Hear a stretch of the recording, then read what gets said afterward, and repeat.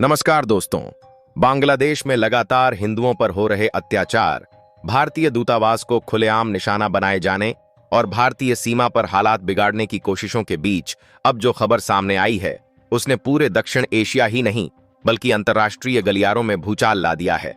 और यह कोई सामान्य जवाब नहीं है, बल्कि इसे भारत का अब तक का सबसे सख्त, सबसे निर्णायक और सबसे खतरनाक एक्शन माना जा रहा है। क्योंकि बांग्लादेश को शायद 1% भी अंदाजा नहीं था कि भारत इतनी बड़ी सैन्य कार्यवाही करने जा रहा है। जिस भारत को अब तक शांत, संयमित और कूटनीति तक सीमित समझा जा रहा था, उसी भारत ने अचानक ऐसा कदम उठा लिया है जिसने ढाका से लेकर वॉशिंगटन तक सबको हिला दिया है। दरअसल इस पूरे घटनाक्रम की चिंगारी तब भड़की जब बांग्लादेश में हिंदुओं को चुन चुनकर निशाना बनाया जाने लगा और मंदिरों पर हमले, घरों में आगजनी, महिलाओं के साथ हिंसा और भारत समर्थक नेताओं की खुलेआम हत्या की घटनाएं लगातार सामने आती रहीं। और हालात यहां तक पहुंच गए कि ढाका में स्थित भारतीय दूतावास पर भी हमला किया गया, जो सीधे तौर पर भारत की संप्रभुता पर हमला था। इसके बावजूद भारत ने संयम रखा और लगातार चेतावनियां दी और राजनैतिक स्तर पर बात की और साफ कहा कि बांग्लादेश अगर हालात नहीं संभालता है तो अंजाम गंभीर होंगे। लेकिन बांग्लादेश की तरफ से हालात सुधारने के बजाय उल्टा दुस्साहस किया गया और भारतीय सीमा पर तैनात सीमा सुरक्षा बल के जवान को अगवा कर लिया गया। यही वह बिंदु था जहां से कहानी ने खतरनाक मोड़ ले लिया। और यह सिर्फ एक सैनिक पर हमला नहीं था, बल्कि यह भारत की सैन्य ताकत को चुनौती देने जैसा था।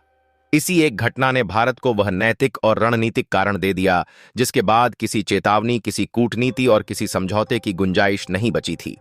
सूत्रों के मुताबिक इसके बाद भारत ने बिना वक्त गंवाए सबसे बड़ा सैन्य फैसला लिया और भारतीय सेना ने एक साथ बांग्लादेश के साथ बेहद संवेदनशील और रणनीतिक ठिकानों पर कार्यवाही शुरू कर दी।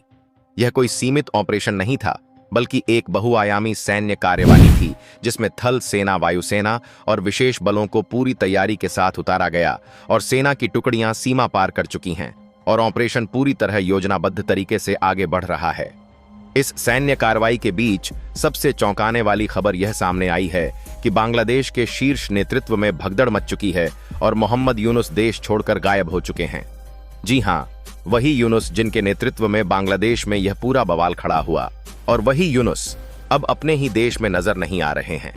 उनके अचानक गायब होने से बांग्लादेश में सियासी और प्रशासनिक व्यवस्था पूरी तरह चरमरा चुकी है और राजधानी ढाका में सन्नाटा पसरा हुआ है। सेना अलर्ट पर है और आम जनता में डर का माहौल बन चुका है। कुछ घंटे पहले तक जो बांग्लादेश भारत को आंखें दिखा रहा था और जो यह सोच रहा था कि भारत ज्यादा से ज्यादा बयानबाजी करेगा, वही बांग्लादेश अब स्तब्ध है। भारत ने साफ संदेश दे दिया है कि यह नया भारत है जो पहले अपनी सुरक्षा सुनिश्चित करता है और फिर जवाब देता है।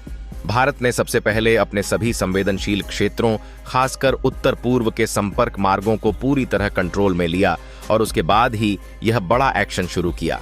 भारतीय सेना प्रमुख की तरफ से भी बेहद सख्त बयान सामने आया है। उन्होंने साफ कहा कि बांग्लादेश ने जो किया वह उसकी सबसे बड़ी रणनीतिक भूल थी। भारतीय दूतावास को निशाना बनाना सीधे भारत की संप्रभुता पर हमला था और सीमा सुरक्षा बल के जवान को अगवा करना लक्ष्मण रेखा पार करने जैसा था। सेना प्रमुख ने स्पष्ट शब्दों में कहा कि शुरुआत बांग्लादेश ने की है, लेकिन इस पूरे घटनाक्रम का अंत अब भारत तय करेगा। इस ऑपरेशन की खास बात यह है कि यह किसी एक इलाके तक सीमित नहीं है। भारत ने बांग्लादेश के उन 7 ठिकानों को चुना है जो न सिर्फ भारत, बांग्लादेश सीमा के लिहाज से बेहद संवेदनशील हैं, बल्कि जहां से अवैध घुसपैठ, तस्करी और भारत विरोधी गतिविधियों को लगातार बढ़ावा दिया जा रहा था। यह वही इलाके हैं जिन्हें बांग्लादेश और उसके पीछे खड़े ताकतवर गुट भारत की कमजोरी समझते थे। पंचगढ़ से लेकर सिलहट और सुंदरवन डेल्टा से सटे इलाकों तक भारतीय सेना ने जबरदस्त कार्रवाई की है। इन इलाकों में विशेष बलों और आधुनिक हथियारों के साथ सेना को तैनात किया गया है। सीमाएं पूरी तरह सील कर दी गई हैं और किसी भी तरह की घुसपैठ पर शून्य सहनशीलता की नीति लागू कर दी गई है।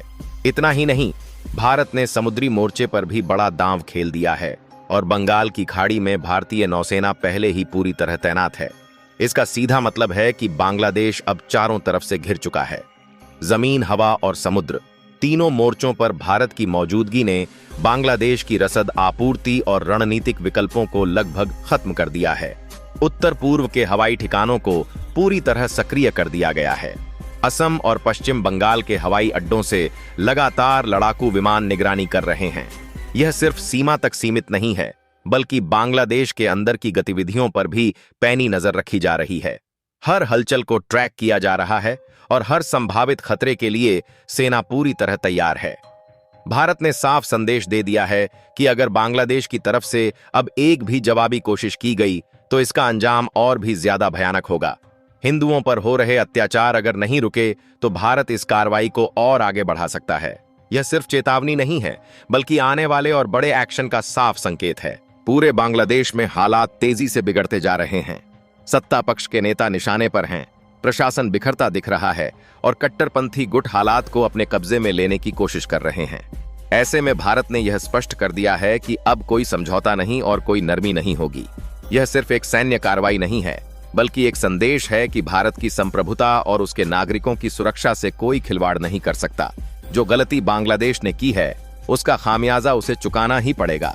अब सवाल यह है कि भारत ने जिन 7 ठिकानों को निशाना बनाया है, वे आखिर इतने अहम क्यों हैं और इन इलाकों पर कार्रवाई का मतलब बांग्लादेश के लिए कितना बड़ा झटका है। भारत ने जिन जगहों को चुना है, वे केवल सीमा चौकियां नहीं हैं, बल्कि वही नसें हैं जिनके सहारे बांग्लादेश के भीतर अवैध घुसपैठ और भारत विरोधी नेटवर्क जिंदा रखे गए थे। इन ठिकानों पर एक साथ हमला करना यह दिखाता है कि भारत ने सिर्फ गुस्से में नहीं, बल्कि महीनों की तैयारी और गहरी खुफिया जानकारी के आधार पर यह अभियान शुरू किया है। पंचगढ़ का इलाका, जो पश्चिम बंगाल से सटा हुआ है, लंबे समय से भारत के लिए सिरदर्द बना हुआ था और यहीं से सबसे ज्यादा अवैध घुसपैठ की खबरें सामने आती रही थीं। भारत के लिए यह इलाका इसलिए भी अहम है क्योंकि यही वह बिंदु है जहां से सिलीगुड़ी गलियारे की सुरक्षा सीधे प्रभावित होती है। इस इलाके पर कार्रवाई करके भारत ने साफ कर दिया है कि अब वह अपनी सुरक्षा में किसी भी कीमत पर ढील नहीं देगा। दिनाजपुर का क्षेत्र, जो खुले सीमा क्षेत्रों से सटा हुआ है, लंबे समय से संदिग्ध गतिविधियों का केंद्र रहा है। यहां से हथियारों और नशीले पदार्थों की आवाजाही की सूचनाएं लगातार मिलती रही थीं। भारत ने यहां कार्रवाई कर बांग्लादेश के उस मंसूबे को तोड़ दिया है जिसमें वह इस क्षेत्र को भारत के खिलाफ इस्तेमाल कर रहा था। नदी आधारित सीमा क्षेत्र हमेशा से सबसे ज्यादा चुनौतीपूर्ण रहे हैं और मानसून का फायदा उठाकर यहां से घुसपैठ की जाती रही है। भारत ने इस इलाके पर एक्शन लेकर यह जता दिया है कि अब कोई भी बहाना भारत की सुरक्षा में सेंध लगाने का जरिया नहीं बन सकता। कुरीग्राम क्षेत्र, जो ब्रह्मपुत्र नदी के आसपास फैला है, अवैध आवागमन के लिए सबसे ज्यादा इस्तेमाल किया जाने वाला इलाका माना जाता रहा है। भारत ने पहले ही इस इलाके को सील कर दिया था और अब सैन्य कार्यवाही करके बांग्लादेश के लिए इस रास्ते को लगभग खत्म कर दिया गया है। इसका सीधा असर बांग्लादेश की आंतरिक आपूर्ति पर पड़ा है। सिलहट का नाम जब भी भारत बांग्लादेश तनाव की बात आती है, सबसे पहले लिया जाता है। पहाड़ी और जंगलों से घिरा यह इलाका लंबे समय से कट्टरपंथी गुटों की शरणस्थली माना जाता रहा है और दुर्गम इलाका होने की वजह से यहां कार्यवाही करना आसान नहीं था। लेकिन भारत ने दिखा दिया कि अब उसकी पहुंच वहां तक भी है जहां तक पहले कोई सोच भी नहीं सकता था। त्रिपुरा से सटा इलाका और चटगांव पहाड़ी क्षेत्र ऐतिहासिक रूप से अस्थिरता का केंद्र रहा है। यहां से कई बार उग्रवादी गतिविधियों को हवा दी गई और भारत ने इस इलाके पर कार्रवाई करके बांग्लादेश को यह संकेत दे दिया है कि अब पुरानी गलतियों को दोहराने की कोई भी कोशिश भारी पड़ेगी। 7वीं और आखिरी कड़ी सातखीरा है, जो सुंदरवन डेल्टा से सटा हुआ इलाका है और समुद्री रास्तों का फायदा उठाकर यहां से अवैध गतिविधियां चलाई जाती थीं। भारत ने इस पूरे मार्ग को अवरुद्ध कर दिया है, जिससे बांग्लादेश की समुद्री और नदी आधारित रसद पर बड़ा असर पड़ा है। इन 7 ठिकानों पर एक साथ कार्रवाई करना सिर्फ सैन्य शक्ति का प्रदर्शन नहीं है, बल्कि यह एक रणनीतिक संदेश है कि भारत बांग्लादेश को हर उस मोर्चे पर घेर सकता है जहां से भारत के खिलाफ साजिश रची जा रही थी। बंगाल की खाड़ी में नौसेना की तैनाती ने इस घेराबंदी को और मजबूत कर दिया है। अब बांग्लादेश के पास न तो जमीन का खुला रास्ता है और न समुद्र का। इस पूरे घटनाक्रम के बीच सबसे बड़ा सवाल शीर्ष नेतृत्व को लेकर उठ रहा है। उनका अचानक गायब होना यह संकेत देता है कि बांग्लादेश के अंदर हालात कितने बेकाबू हो चुके हैं। सत्ता पक्ष के नेताओं पर हमले और प्रशासन का बिखरना यह साफ दिखा रहा है कि देश अंदर से टूटता जा रहा है। भारत ने इस पूरे मामले में एक बात बिल्कुल साफ कर दी है कि उसे बांग्लादेश की आंतरिक राजनीति से कोई मतलब नहीं था। लेकिन जब अल्पसंख्यकों को निशाना बनाया गया और जब भारतीय दूतावास पर हमला हुआ तब भारत के पास चुप रहने का कोई विकल्प नहीं बचा था। यह कार्रवाई बदले की नहीं बल्कि सुरक्षा और आत्मसम्मान की लड़ाई है। सूत्रों के मुताबिक भारत ने यह भी संकेत दिया है कि यह कार्रवाई अभी अंतिम नहीं है और अगर बांग्लादेश में हालात नहीं सुधरते तो अगला कदम और भी बड़ा हो सकता है। आज जो कुछ बांग्लादेश में घट रहा है वह सिर्फ एक पड़ोसी देश की उथल-पुथल नहीं है, बल्कि यह पूरे दक्षिण एशिया की सुरक्षा और भविष्य से जुड़ा हुआ मामला बन चुका है।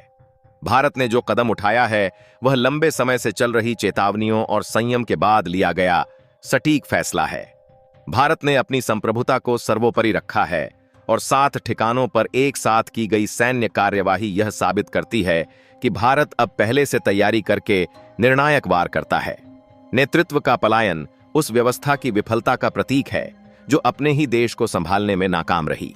भारत ने साफ संकेत दिया है कि वह अपनी शर्तों पर शांति चाहता है, लेकिन अगर मजबूरी हुई तो अपनी ताकत दिखाने से भी पीछे नहीं हटेगा। अब यह पूरी दुनिया के लिए एक संदेश है कि बदलता भारत अपनी सीमाओं और नागरिकों की रक्षा के लिए किसी भी हद तक जा सकता है और जो हुआ है वह सिर्फ शुरुआत हो सकती है। आगे क्या होगा यह इस बात पर निर्भर करेगा कि सामने वाली ताकतें इस संदेश को कितनी गंभीरता से लेती हैं। भारत अब तैयार है और हर कीमत पर अपने हितों की रक्षा करने के लिए संकल्पित है। इस घटनाक्रम का दूसरा और सबसे भयावह पहलू वह है जिसने बांग्लादेश के भीतर छिपे उन चेहरों को बेनकाब कर दिया है जो अब तक पर्दे के पीछे रहकर भारत के खिलाफ साजिशें बुन रहे थे। क्योंकि भारतीय सेना की इस कार्रवाई ने केवल सीमाओं को सुरक्षित नहीं किया है बल्कि उन खुफिया अड्डों को भी तहस नहस कर दिया है जहां से भारत विरोधी कट्टरपंथी विचारधारा को खाद पानी दिया जा रहा था। और सूत्रों से मिली जानकारी के अनुसार इन 7 ठिकानों पर की गई स्ट्राइक में कई ऐसे संदिग्ध दस्तावेज और डिजिटल साक्ष्य हाथ लगे हैं जो सीधे तौर पर विदेशी शक्तियों की मिलीभगत की ओर इशारा करते हैं, जो बांग्लादेश की जमीन का इस्तेमाल भारत को अस्थिर करने के लिए करना चाहते थे। और यही कारण है कि भारतीय कार्रवाई के बाद केवल ढाका में ही नहीं बल्कि पड़ोसी मुल्कों और पश्चिमी देशों के थिंक टैंक में भी खलबली मची हुई है, क्योंकि भारत ने इस बार यह दिखा दिया है कि वह अपनी सुरक्षा के लिए किसी भी अंतर्राष्ट्रीय दबाव या कूटनीतिक शिष्टाचार की परवाह किए बिना अपनी सेना को खुली छूट दे सकता है। जैसे जैसे समय बीत रहा है बांग्लादेश के भीतर से आ रही खबरें और भी ज्यादा परेशान करने वाली हैं, क्योंकि वहां की सड़कों पर अब सेना और आम जनता के बीच सीधा टकराव शुरू हो चुका है और नेतृत्व के अभाव में पूरा देश एक ऐसी अराजकता की आग में झुलस रहा है जिसका फायदा उठाकर आतंकवादी संगठन जेलों से अपने साथियों को छुड़ाने और सरकारी हथियारों पर कब्जा करने की कोशिश कर रहे हैं। और इसी अराजकता के बीच भारतीय खुफिया एजेंसियों ने चेतावनी दी है कि कुछ कट्टरपंथी तत्व सीमावर्ती इलाकों में छिपकर भारतीय सुरक्षा बलों पर गोरिल्ला हमले की योजना बना सकते हैं, जिसके जवाब में भारत ने अपनी दूसरी रक्षा पंक्ति को भी हाई अलर्ट पर डाल दिया है और ड्रोन के जरिए पल पल की निगरानी की जा रही है ताकि परिंदा भी पर न मार सके। और भारत ने स्पष्ट कर दिया है कि यदि एक भी गोली सीमा के इस पार आई तो उसका जवाब तोपों से दिया जाएगा। और इस बार सीमा पार की सैन्य चौकियां ही नहीं बल्कि उन शहरों को भी निशाना बनाया जा सकता है जहां इन उपद्रवियों को संरक्षण मिल रहा है। इस पूरे सैन्य अभियान का आर्थिक असर भी अब दिखने लगा है, क्योंकि बांग्लादेश की जीवन रेखा कही जाने वाली रसद और व्यापारिक मार्ग पूरी तरह ठप हो चुके हैं। और भारत की इस आर्थिक और सैन्य घेराबंदी ने बांग्लादेशी मुद्रा को रसातल में धकेल दिया है, जिससे वहां जरूरी चीजों की भारी किल्लत पैदा हो गई है। और अब वहां के व्यापारिक संगठनों ने भी सरकार और सेना पर दबाव बनाना शुरू कर दिया है कि वे भारत के साथ टकराव का रास्ता छोड़कर तुरंत शांति की अपील करें, क्योंकि वे जानते हैं कि भारत के बिना बांग्लादेश की अर्थव्यवस्था ताश के पत्तों की तरह ढह जाएगी। लेकिन दूसरी ओर भारत अपनी रणनीति पर अडिग है और उसने साफ कर दिया है कि जब तक हिंदू अल्पसंख्यकों की सुरक्षा की लिखित गारंटी और भारतीय सैनिक को सकुशल वापस नहीं किया जाता, तब तक यह घेराबंदी और भी सख्त की जाएगी। और जरूरत पड़ने पर भारत बांग्लादेश के हवाई क्षेत्र को पूरी तरह प्रतिबंधित यानी नो फ्लाई जोन घोषित करने पर भी विचार कर रहा है, जो बांग्लादेश के लिए पूरी दुनिया से कट जाने जैसा होगा। अंतर्राष्ट्रीय मंचों पर भी इस मुद्दे ने जोर पकड़ लिया है और संयुक्त राष्ट्र से लेकर इस्लामी सहयोग, इस महासंग्राम के बीच अब जो सबसे बड़ी रणनीतिक हलचल देखने को मिल रही है वह बांग्लादेश के उन सैन्य ठिकानों से जुद्दी है जहां अब भी कुछ भारत विरोधी तत्व अपनी आखिरी सांसें गिन रहे हैं, क्योंकि भारतीय वायुसेना के लद्दाकू विमानों ने बांग्लादेशी हवाई क्षेत्र के उन रास्तों को पूरी तरह अपने नियंत्रण में ले लिया है। दोस्तों, इस पर अपनी राय कमेंट बॉक्स में जरूर बताएं। इसी तरह की और भी नॉलेजेबल वीडियो देखने के लिए हमारे चैनल TND न्यूज को सब्सक्राइब जरूर कीजिएगा। धन्यवाद।